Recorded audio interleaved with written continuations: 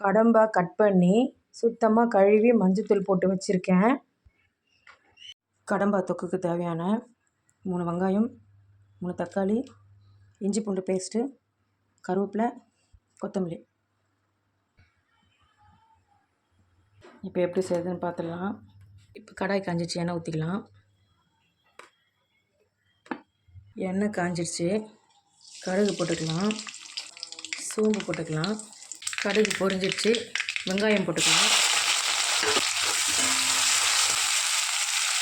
வெங்காயம் வதங்கட்டும், இப்போ மூடி வச்சிடலாம். வெங்காயம் வதங்கிடுச்சு, இஞ்சி பூண்டு பேஸ்ட்டு சேர்த்துடலாம். இஞ்சி பூண்டு கொஞ்சம் அதிகமாக சேர்த்துக்கோங்க. இப்போ இஞ்சி பூண்டு பச்சை வாசனை போயிடுச்சு. தக்காளி சேர்த்துக்கலாம்.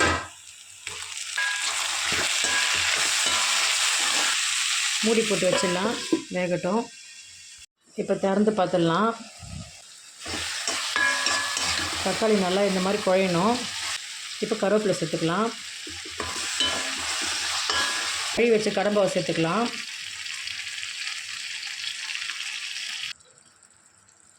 இப்போ உப்பு சேர்த்துக்கலாம்.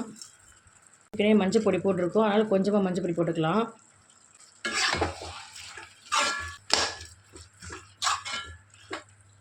ஒரு 5 நிமிஷம் இப்படி இருக்கட்டும்.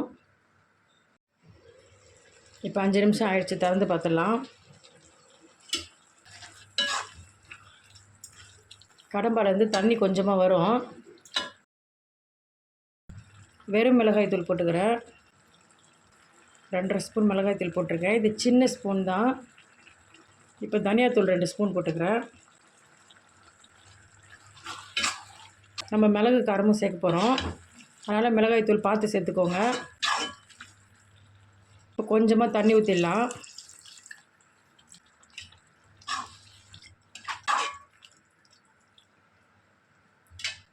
இப்போ மூடி வைக்கலாம், வேகட்டும்.